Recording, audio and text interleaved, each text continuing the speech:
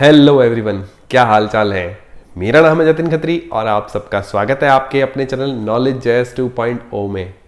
Campus shoes के बारे में आपने तो सुना ही होगा। कैंपस के शूज हर मिडिल क्लास आदमी के लोग पहनते हैं और सबको पता होता है कि कैंपस के शूज कहाँ मिल रहे हैं। कैंपस एक बजट फ्रेंडली जूते निकालती है। ये shoes, running shoes, sports shoes के अंदर, सैंडल वगैरह इसके अंदर काफी सारी अपनी मोनोपोली बना चुका है और मार्केट के अंदर इसका काफी अच्छा नाम है। तो जो भी बजट फ्रेंडली जूते लेना चाहते हैं उनके लिए कैंपस एक सबसे पहली प्रायोरिटी रहती है और जूते के अंदर इसकी क्वालिटी भी काफी अच्छी आती है। तो इस हिसाब से कैंपस का जो मार्केट है वो मिडिल क्लास का मार्केट है, उसमें कैंपस ने काफी अच्छा परफॉर्म किया है।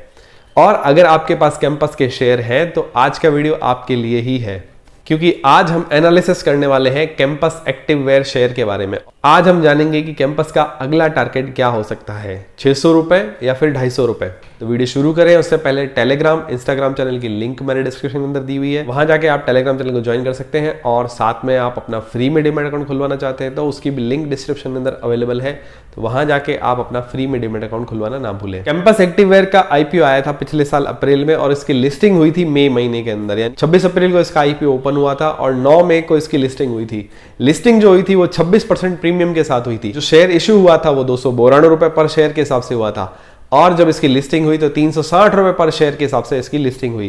तो इसके अंदर हमें काफी अच्छा प्रीमियम देखने को मिला था और जिसने उस समय एंट्री बनाई थी, यानी कि 360 रुपए पर जिसने एंट्री बनाई थी उसको भी प्रॉफिट हुआ बाद में, क्योंकि ये शेयर लिस्ट होने के बाद 639 रुपए तक ऊपर जाके आया है और उसके बाद से अभी ये काफी गिर के नीचे आ गया है। अभी इसकी करंट मार्केट प्राइस जो है 331 रुपए चल रही है, तो यानी कि लिस्टिंग प्राइस जो थी उससे भी 30 रुपए अभी सस्ता चल रहा है। इसके गिरने के दो मेजर रीजन मुझे लग रहे हैं। एक तो मार्केट के सेंटीमेंट के अंदर अभी क्या हो रहा है कि लोग सब मार्केट के अंदर कम पैसा इन्वेस्ट कर रहे हैं, लोग निकाल रहे हैं पैसा।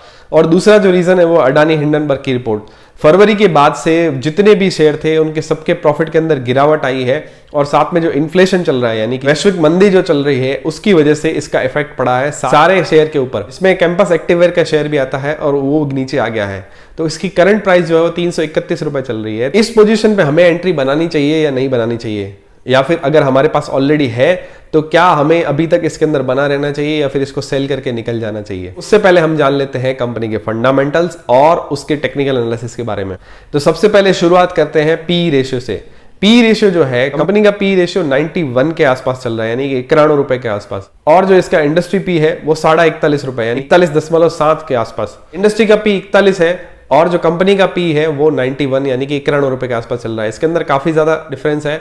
तो अगर पी रेशियो के हिसाब से देखें तो कंपनी का शेयर अभी महंगा चल रहा है। उसके कंपेयर में कंपनी के फाइनेंशियल काफी स्ट्रांग है, तो उस हिसाब से कंपनी का पी रेशियो थोड़ा बड़ा होना कोई बड़ी बात नहीं है। अगर हम कंपेटिटर रिलैक्सो से कंपेयर करें तो रिलैक्सो का पी रेशियो 127 के आसपास है और इंडस्ट्री पी 41 है और कैंपस का पी 91 है। तो रिलैक्सो से ये सस्ता चल रहा है, लेकिन कैंपस अपना 91 पी इंडस्ट्री की पी से थोड़ा ज्यादा है। अब अगर इसके फाइनेंशियल पे नजर डालें तो 2019 और 2020 के अंदर इसके प्रॉफिट और रेवेन्यू के अंदर काफी अच्छी ग्रोथ थी, लेकिन 2021 के अंदर इसके रेवेन्यू में तो कोई ग्रोथ नहीं हुई, लेकिन इसका प्रॉफिट डाउन आ गया।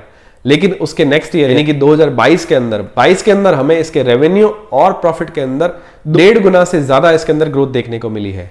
और साथ में ये उम्मीद जताई जा रही है इस साल का जो फाइनेंशियल क्वार्टर है, यानी कि 2023 का जो क्वार्टर था जो अभी निकल गया मार्च के महीने में, मार्च तक की सेल है उसके अंदर हमें काफी अच्छी ग्रोथ देखने को मिल सकती है।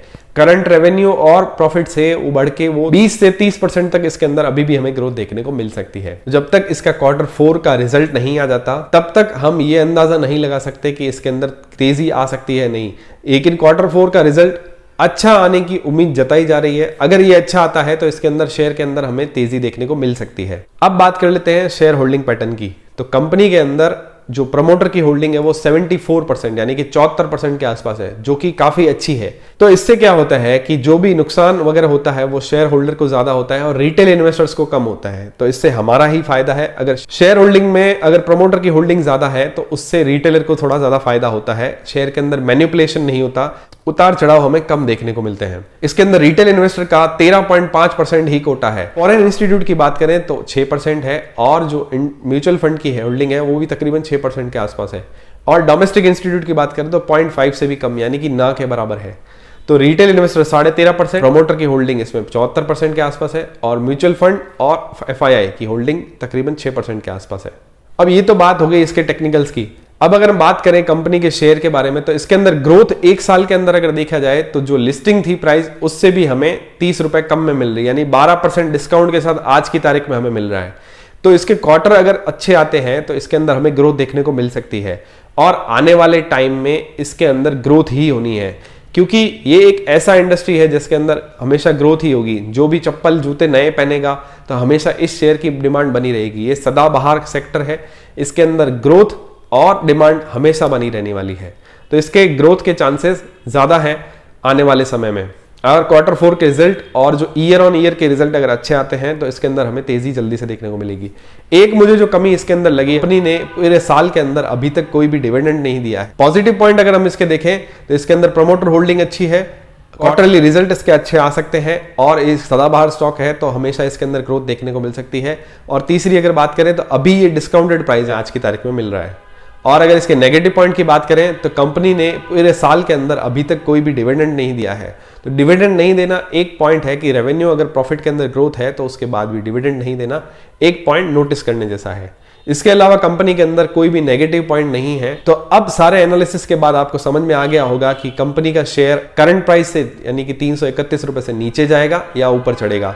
तो आपको क्या लगता है मेरे को नीचे कमेंट करके जरूर बताएं, और साथ में अपने दोस्तों के साथ जरूर शेयर करें। और फ्री में डीमैट अकाउंट खुलवाने की लिंक भी डिस्क्रिप्शन के अंदर है, तो वहां जाके आप अपना फ्री में डीमैट अकाउंट खुलवाना ना भूलें। तो मिलते हैं दोस्तों अगले वीडियो में, तब तक के लिए चैनल के दूसरे वीडियोस को जरूर चेक करें।